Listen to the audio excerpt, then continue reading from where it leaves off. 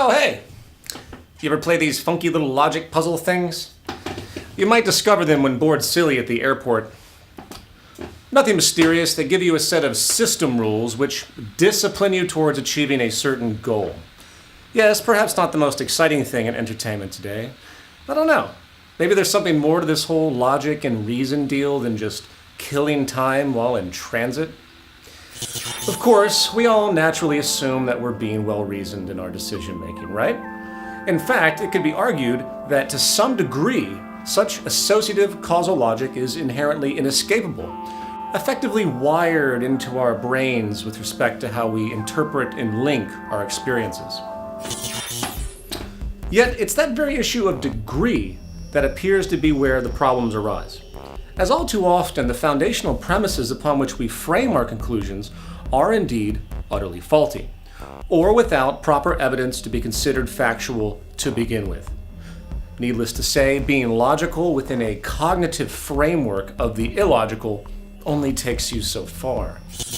And today, if you dig deep into the origins and basis of perpetuation of our most cherished institutions, from religion to politics to economics to the social order itself, you might discover something called faith rather than reason. And faith, by definition, is not a premise of logic. Faith is belief without evidence, and hence contradictory to the entire process of understanding itself. In 1961, engineer R. Buckminster Fuller created a global simulation called the World Game.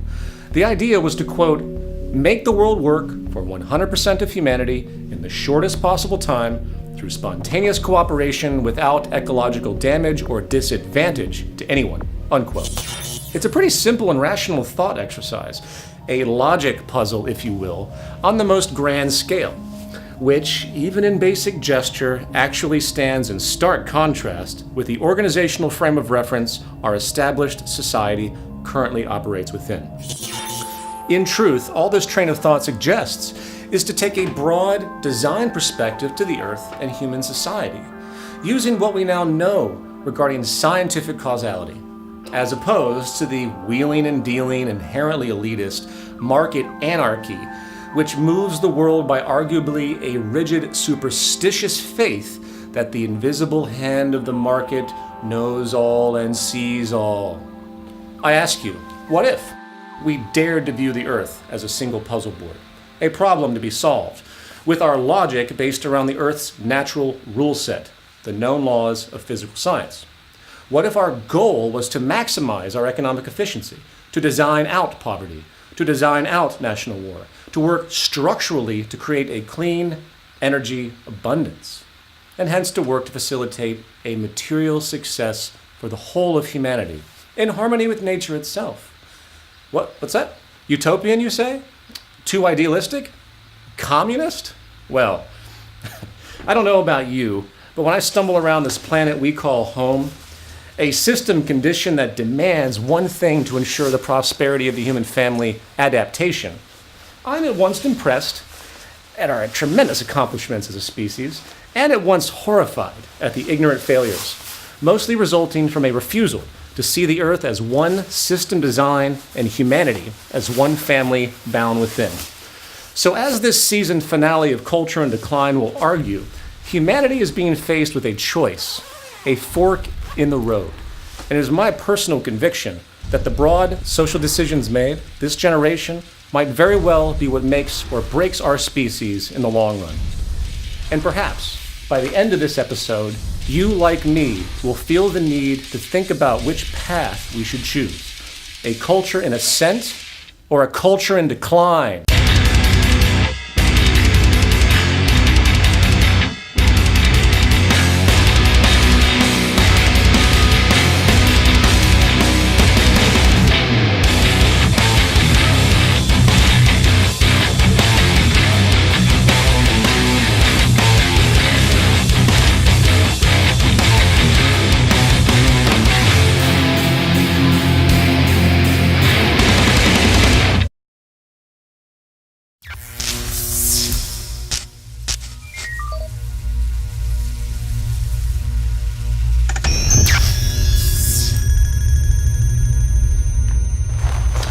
Science fiction writers, scientists, and so-called futurists of the world have painted many pictures of what the future may hold. Some are modest, positive, or even utopian. Some are dystopian, dark, and oppressive. As far as the probable truth, the best we can do is measure the trends and average out the projections, with perhaps, of course, the most relevant trend being the influence of science and technology.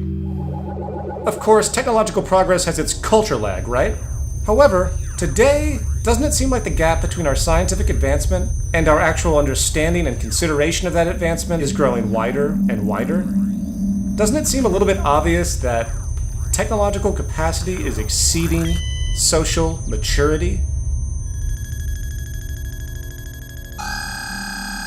It's actually a frightening point, in truth, as it's a cultural value issue. Science and technology put into the hands of forward-thinking developers who perhaps recognize the profound capacity to create an abundance, stabilize our ecological influence, and become sustainable both environmentally and culturally, tend to view the world very differently than the more common market nationalist elitist mindset, which sees society through the filter of narrow self-interest and competition, constantly reinforcing that gain at the expense of others is a law of nature, and hence a virtue to be praised and rewarded. In this context, we might see how those same tools will be used to make bigger weapons, more surveillance technology, and ever stronger physical and psychological prisons for the vast majority of humanity, to remain in servitude to a small group of people in essentially the ownership class. So with that in mind, I present to you a thought exercise. Using my fresh new time machine here, I'm going to be your guide on a trip to two possible futures. First, we will visit a world that just may be if the current social, ecological, and technical patterns persist as they are. Then, we will visit a possible future that very well could be if we as a species were willing to simply employ our vast potential to forge a new, highly efficient societal design with new practices. A design which is not utopian or idealistic, but rather quite simple, practical, and doable, if we simply made the decision to change in accord with the logic of our natural existence.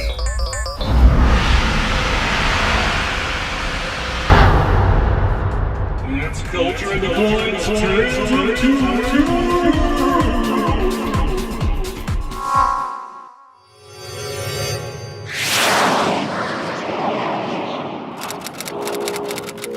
New York City, 2110. It's been a while since the fall of the U.S. empire, and by extension, the general decline of much of the world. The massive influence of U.S. economic policy, along with the corresponding materialistic, inefficient, and wasteful values born out of the consumption-based growth economy, began to reach its physical limits in the mid-21st century. Until that point, the race towards global industrialization continued unabated, with the world still pining for the so-called American dream, not computing that if the entire world acted with the same waste patterns as the US, we would have needed 4 more Earths worth of resources just to keep it all going. What happened? Well, there were 3 nails in the coffin of societal collapse.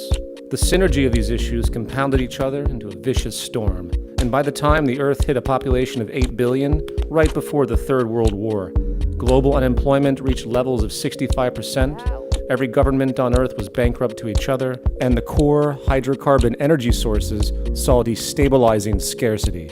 And while China did win the war, what resolution was achieved didn't last long. The cancer and health epidemics alone in Asia and beyond rose to catastrophic proportions, with 1/3 of the planet still uninhabitable today due to industrial pollution.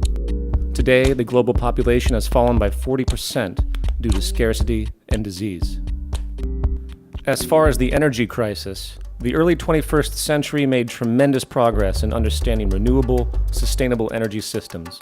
We were learning on paper how to stop our use of inherently scarce, polluting energy stores in the earth, realizing the almost unlimited abundance of our regenerative universe, an energy income that could provide for everyone many times over if we only moved fast enough to create the proper infrastructure. Unfortunately, such a transition attempt was met with great resistance by financial interests. You see, there was this thing called the free market, which was far from free, in truth. It was a war and elitist protection system, and the bigger and more profitable an industry became, the less financial incentive existed to alter it. Money was the goal of this game, not sustainability or efficiency. And the fact was, we needed to move fast, utilizing the remaining hydrocarbon resources to create new sustainable energy infrastructure.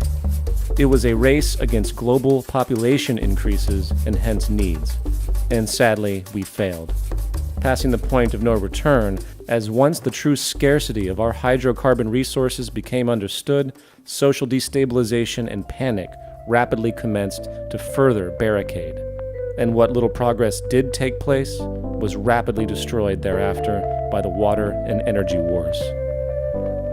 At the same time, the world faced the largest unemployment rates in history. Long considered a Luddite myth, the exponential increase in machine automation in the 21st century created a powerful acceleration of industrial productivity at ever cheaper rates, displacing workers more rapidly than technology could actually create new jobs. Forward thinkers saw a great shift in the architecture of society. Perhaps the ancient idea of earning a living could be replaced with living a life. We could see the new capacity to create an abundance to meet the needs of every human being on Earth, 8 billion and beyond. But sadly, this prospect met the same fate as our energy ambitions. The corporations, locked into a manner of thought which viewed mechanization as not a means for abundance, but rather a means to save even more money in the process of production, set up a violent clash. Not only a clash between workers and owners, but, ironically, a clash of system functions. For capitalism was faced with its most grand contradiction, where suddenly labor could exist with increasingly less human involvement, and hence the constant pursuit of cost efficiency for profit inevitably meant that less money would be put into circulation through wages, and so the system ran itself down into an ever-weakening slump. Noticing this, the cry of some was to stop mechanization, knowing the economy literally needed jobs by design. Others performed activism to try and convince the world that it was time to adapt, to simply give humanity what it needed, to bypass the market.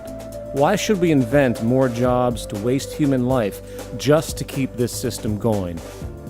Yet, of course, they were bashed in the media, dismissed as socialist upstarts and freedom-hating communists, trying to corrupt the supposed liberty of what was nothing more than a religion, the all-seeing market. And by the time the corporate-controlled governments couldn't look the other way any longer, the momentum of anger and dismay was too much. The unions went on strike, and the cry for revolution exploded. The Luddites blamed technology for the problems, the businesses blamed government interference, the counterculture blamed idealized conspiracies, with few realizing that it was a system failure, a natural evolution of our culture which demanded respect and adaptation. And the third and perhaps most absurd of all social plagues was the illusion of financial debt. It's an interesting historical note that for some reason, the mafia-style, organized crime mode of the market was never really accepted as a legitimate consequence, when it was in fact a ruling ethos inherent in the competitive, scarcity-driven nature of the system. Centuries of denial can be found in the endless economic textbooks of this now failed model, saying that if any such behavior did occur, it was an anomaly, a corruption rather than a core characteristic expected of the system itself. Within this propensity, a debt system emerged. Whether structurally intended as a force of class warfare or not, the system served the elite quite well for a little while. Every form of currency produced was created out of debt and loaned at interest to the governments, businesses, and individuals. Yet, it was a mathematical impossibility for this debt to ever be repaid, as there was always more debt in the global economy than money to pay it back, due to the profit mechanism of interest being charged. And while this allowed for a surplus of cheap labor that further divided the classes, moving from 1% owning 40% of the planet's wealth in the early 21st century to now 1% owning 70%, the viral nature of the mechanism got the best of everyone in the end. To expand the delusion, global banking institutions were then installed. to loan money made out of debt, again, to the now bankrupt countries, only to watch these world banks fail over time as well. It was the greatest inadvertent scam of all time, a pyramid scheme on steroids, destined to fail for all. And by the time of World War III, all the countries had defaulted to each other, and the global banking system collapsed. Of course, during these trials, the illusion of so-called democracy still persisted. Equally as religious and mythological in its understanding as the so-called free market, everyone turned to their representative government, a mafia constituency to be sure, intimately in bed with the corporate financial interests, which, by virtue of the ruling ethic of social and class warfare and competition, had little structural incentive to care about the vast majority of the world. And so it went. Not too pretty, huh? Well, while this future may be a little extreme in its presentation, keep in mind this is what the trends suggest. However, I think it's time we take a positive view of the future, one that's actually quite possible if we were intelligent enough to adjust accordingly.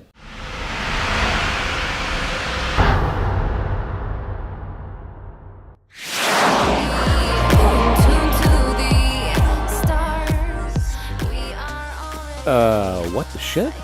Where am I? I must have dialed wrong. Oh wait, we went in the past to the 2013 Zeitgeist Media Festival. Sweet. Oh, and there's Kelly Mays doing her thing. If we do these things when the tree is green, oh please, what will happen when it dies? I create and know somewhere deep in the unseen is the key that will open up our eyes. If we do these So, what do you think the future is going to be like in, say, 100 years?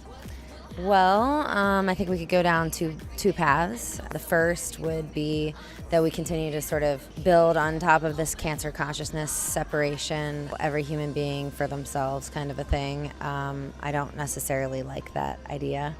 But I do think there's another direction that we could go. I would love to see people working together in community. I think we're missing the whole kind of tribal element. As Mouse would say, I would love everybody to live in tree houses. I mean, I really believe that we have the technology to deal with every imaginable problem on the earth. We have plants that can bioremediate, like sunflowers, for example. We have everything that's available to us to fix all of these problems, to create incredible abundance, to not have to deal with this ridiculously corrupt monetary system. psychically in tune to the stars. We are already psychically in tune to the Man, I hate to leave this sweet-ass festival. It really is amazing how the arts contribute to social development. And yes, life really should be a celebration, not a trial. But okay, let's get back to work. Los Angeles, 2110. What was once a sea of congested traffic and agitating urban sprawl in the early 21st century has been transformed into a model of efficiency and safety. The 9-to-5 workday tradition, which forced most of society to cram into gridlocked highways en route to a kind of covert slavery, is a distant memory of a new, highly advanced technological society. Contribution to society is no longer based on the narrow, selfish pursuit of personal gain. Money lost its use long ago as the foundational premise of its existence was outgrown. The culture finally realized that a basic, technical system of collaboration, sharing resources and ideas, would enable a highly abundant, sustainable, and stable world, unlike anything the market ethic of scarcity, competition, and class warfare could fathom. It was called the Great Transition, where the benefit of taking an Earth-wide system perspective, coupled with the application of basic physical and social science, set in motion a train of thought that transcended most everything we had considered normal in the early 21st century. And while it is far from perfect, the basic design to take care of everyone worked, while still structurally respecting the natural environment, unleashing a kind of human freedom and capacity for development never before seen. To understand how this new world emerged, we need to start by recognizing a trend which became apparent in the early 20th century. With humanity having spent the vast majority of existence under the veil of superstition, impending scarcity, and general elitism, The idea of not having enough to go around and the perpetuation of haves and have-nots appeared to be simply an immutable law of nature. War after war, genocide after genocide, it intuitively appeared that this was simply the way the human condition was to be. However, with the development of science and the notion of something called technical efficiency, a pattern began to emerge which set the stage for likely the most radical change in human societal operation in history. It was called ephemeralization, the ability to do more and more with less and less. As paradoxical as it may seem, our advancement in understanding how to use our planetary resources, in conjunction with the emerging laws of natural science, set in motion a pattern of conservation and efficiency where, over time, less and less materials, labor, and energy were needed to produce and execute more and more life-supporting processes. For example, the first computer built in the 1940s covered 1,800 square feet of floor space, weighed 30 tons, and consumed 160 kilowatts of electric power. Today, an inexpensive pocket-sized cell phone computes substantially faster, running on virtually nothing in comparison. Communication, which used to require enormous amounts of arduous copper wire to facilitate phone calls, has been replaced by lightweight satellites. Physical home construction, which took massive amounts of resources and labor, eventually evolved into using lightweight, prefabricated structures which could be assembled by automation using a fraction of the materials and labor as before, and yet were substantially stronger and durable.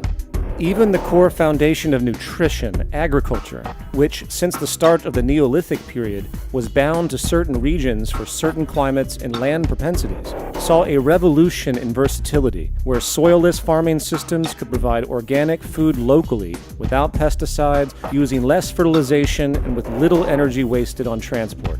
The very idea of globalization was a distant memory, along with the vast waste it created.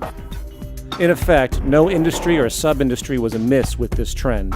Even labor itself, with the application of automation finally applied as the target means for production, exploded efficiency and capacity, with less and less human toil necessary over time.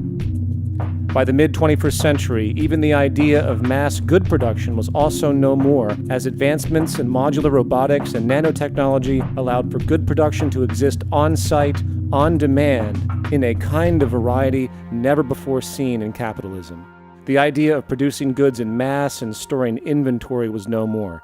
In fact, most homes now had production rooms, which printed the basic clothes, household tools, and general needs right there on site. And on the efficiency grew, bringing the world into a condition of post-scarcity abundance, where, within the educational framework of natural law, respecting that there are indeed limits to growth and consumption, a new human value system emerged which gloried in its capacity to increase efficiency and maintain ecological balance and sustainability. Not only physical sustainability per se, but cultural sustainability. Taking care of everyone was not a poetic consequence. It was a core focus to create a form of earthly harmony unknown before. Of course, none of these transitions came easily. The market economy and those who profited most dogmatically tried to stop this advancement as the elitism they held dear was drawn into question. It took decades of activism and showing the world, including those of great power and wealth, that life could be much better for them as well, along with everyone else, and that the market system simply was incompatible with this new mode of optimized efficiency, an efficiency desperately needed to not only progress society, but save it. Oh, shit, I gotta get back. It's almost time for my favorite TV show.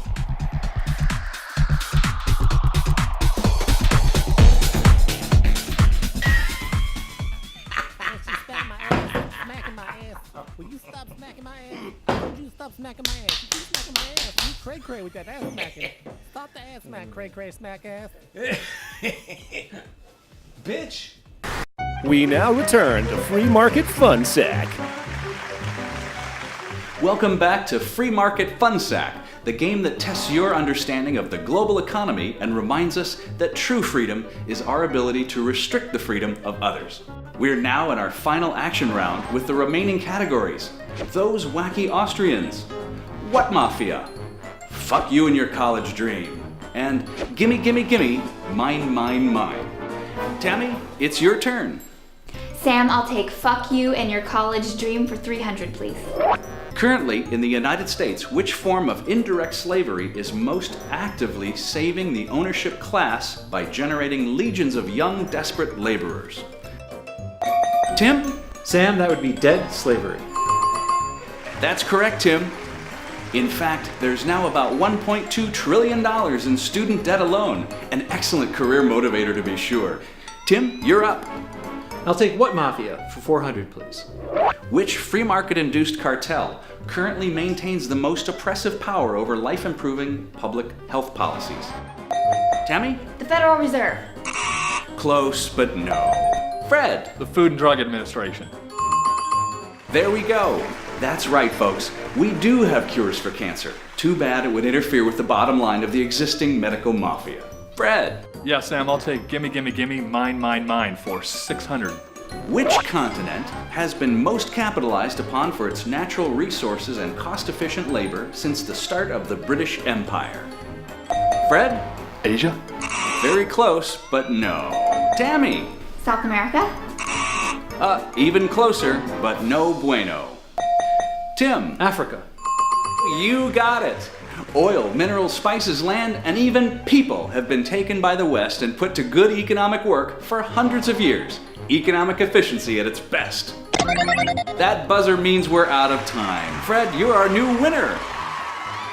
Tammy and Tim, please enter your designated free market fund sacks, as your fates have been set to help contribute to the emerging market economies of the third world. Ed? That's right, Sam. Tammy is off to luscious Thailand to be a sex slave in one of the most promising markets of the region, human trafficking. While Tim is off to Southeast Asia to work for 18 hours a day for 10 cents an hour, making expensive sneakers for American school children. Thank you all for joining us. Now a word from our sponsor.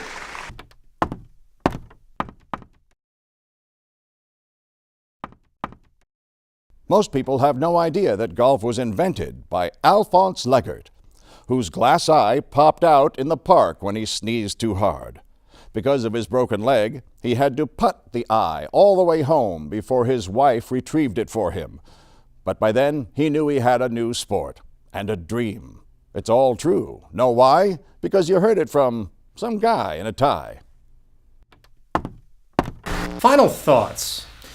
I've spent the beginning of my focus in activism by doing what most everyone else was doing, blaming other people and institutions. Don't like the war? Let's blame the president, Congress, or political lobbyists. Don't like ecological disregard? Let's blame this or that corrupt corporation or some regulatory body for poor performance. Don't like being poor and socially immobile? Let's blame government coercion and interference in this free market utopia everyone keeps talking about. The sobering truth of the matter is that the only thing to blame is the dynamic, causal unfolding of system expression itself on the cultural level. In other words, none of us create or do anything in isolation. It's impossible. We are system-bound both physically and psychologically, a continuum.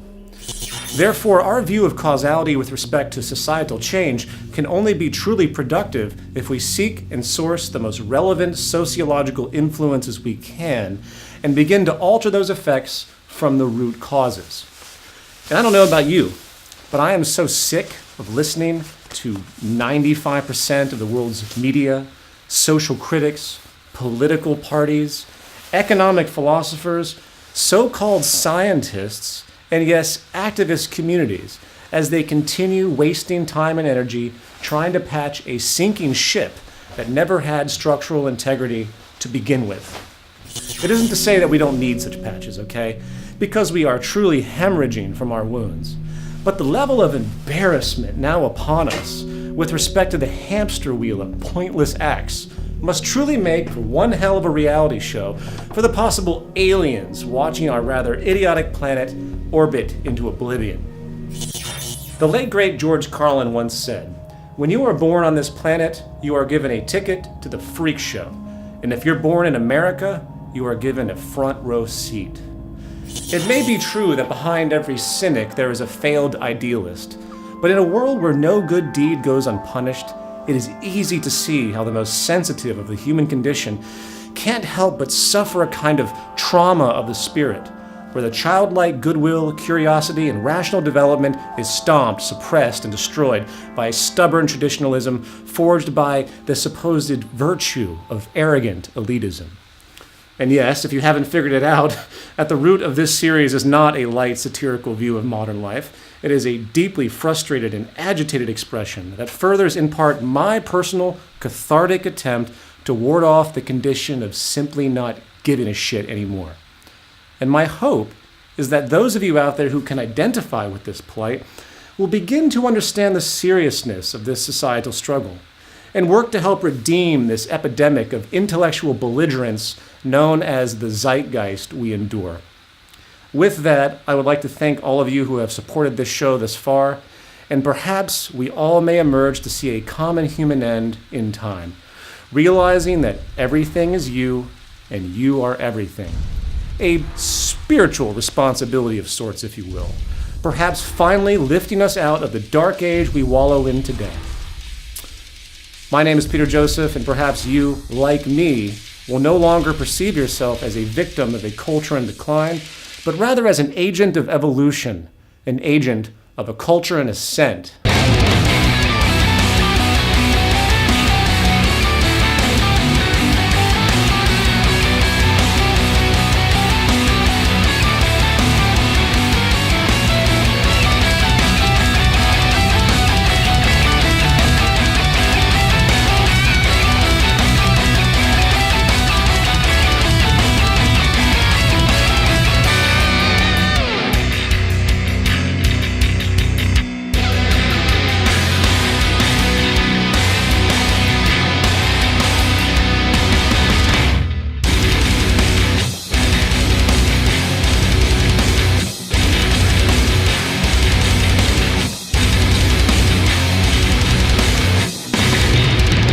The Pentagon has implemented its new strategy for global presence: Total Awareness Military Protocol Operational Network.